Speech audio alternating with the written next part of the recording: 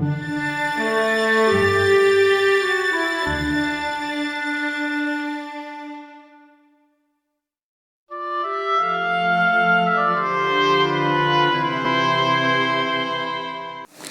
Streep returned my call. She's scheduled to see Bobby on Sunday, along with Kenneth Haig and William Prince, to talk about doing The Taming of the Shrew next season. She had studied with Bobby at Yale. I told her how Bobby had praised her work and about the comparison to Hepburn. She said that it was great to be complimented by Bobby and was looking forward to the meeting. She had attended a performance of The Club Champion's Widow a few days earlier and was looking for Bobby when someone had directed her to me. As soon as I heard the name, Bobby's prediction that she would be bigger than Hepburn leapt to mind. At the time, she'd not earned the fame that would ultimately affirm that prediction. That night at the theater, I had a chance to meet her. "Excuse me, this is Meryl Streep," the man accompanying her said. "Oh, yes," I gushed. "I know that Bobby is very anxious to speak to you." I told her that Bobby was home and I could arrange for them to speak by phone. I suggested that she call from the office. When their conversation was over, I agreed to call her to set up an appointment. In Slings and Arrows, Bobby writes about the actress that would become one of the most respected and beloved actresses of all time. Those students whose acting doesn't satisfy always do a little more, less fully, whereas the good ones always do a little less, more fully. Meryl Streep was one of the latter. As I watched her in whatever part she presented in class, she could play anything from a mewling babe to an octogenarian in those days, too. I always held a secret wish for the playwright to be present, since he would never again see his character so imaginatively realized. Lewis, 1984. I once read that Bette Davis had written a letter to the young actress stating that she felt Meryl was her successor as the premier American actress. Charles Marowitz, who was to direct Shrew, was scheduled for Saturday the 18th to meet with James Selby, Lenka Peterson, and Dan Desmond.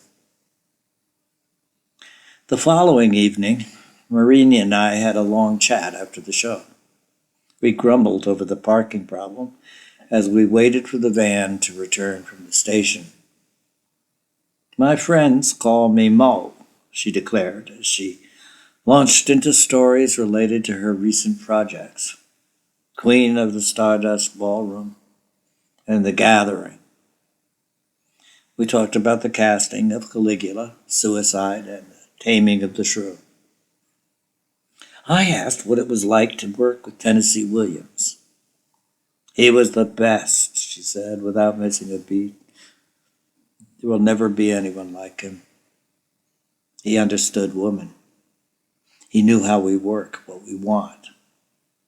You didn't have to fill in the gaps." 20 minutes had passed before Tom showed up with the van. As he held the door open for Marina, I said to him, "Thanks for being late, Tom." Those were 20 precious minutes.